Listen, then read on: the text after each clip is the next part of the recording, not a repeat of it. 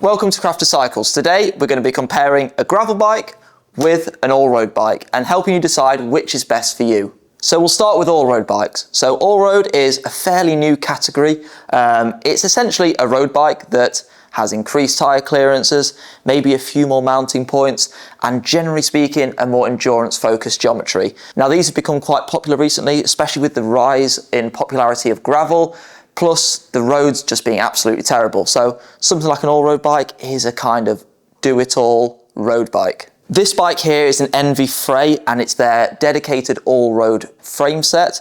So this can take a 40mm tyre and has a nice relaxed geometry.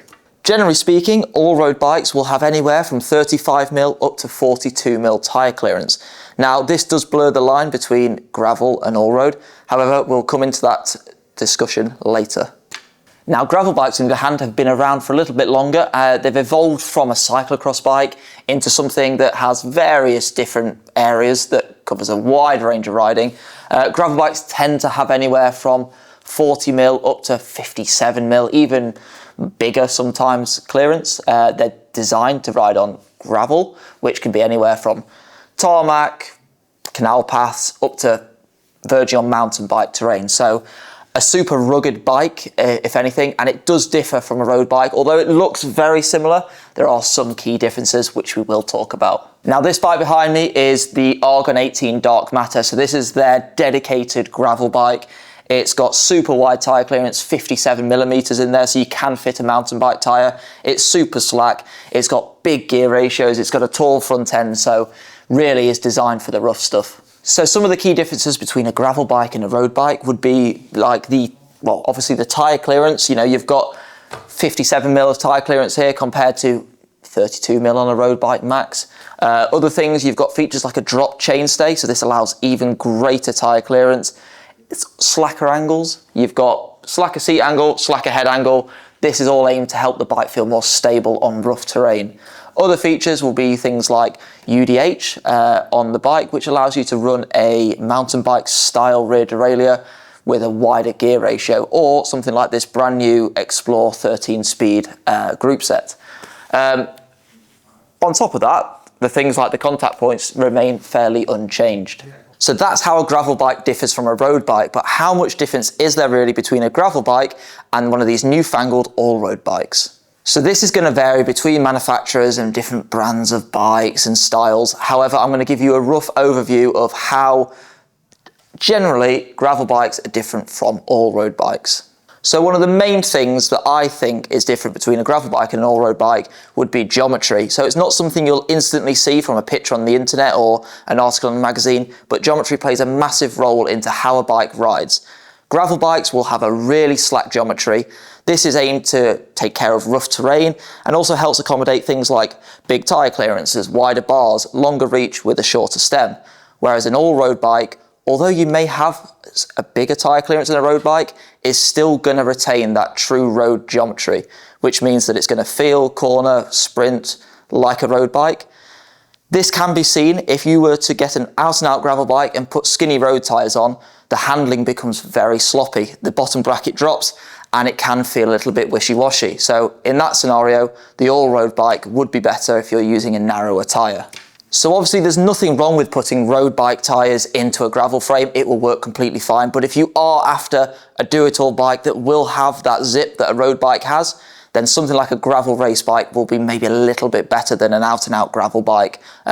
Just going to feel a little bit more nimble, a little bit more agile. And this will help you when you're running different sizes of tyres. Another thing that will differ between gravel bikes and all-road bikes will be things like mounting points. So generally speaking, the majority of gravel bikes will be designed for adventure, bike packing, things like this. So you'll see things like fork mounting points to put bags or racks on, rear mounting points to put a rack on or mud guards, and even extra bottle cage mounts on the bottom of the frame to carry tools and extra bits and bobs that you might need.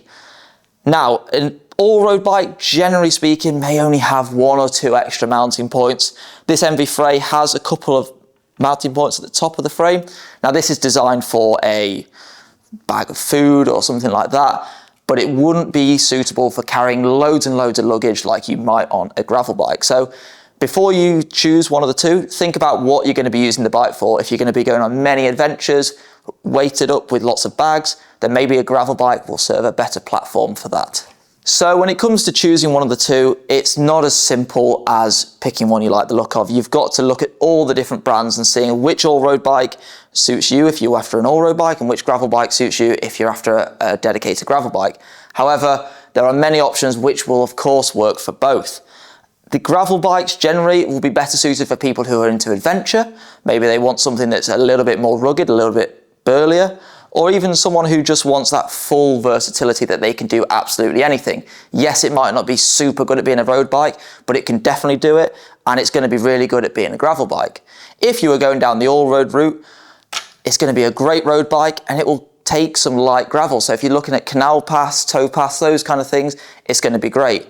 Some bikes, like this Envy, will have 40mm tyre clearance, which for me and my gravel riding is more than enough to do everything I want to do. But I know a lot of folk out there doing gravel races, they're running 45, 50mm tyres. So there's lots of different factors to bear in mind before you make that decision. So if you need any help deciding, please get in contact with us at Crafted Cycles, because we've got loads of knowledge about the different styles of bikes, different styles of riding, and we can kind of help you choose something that will work best for you.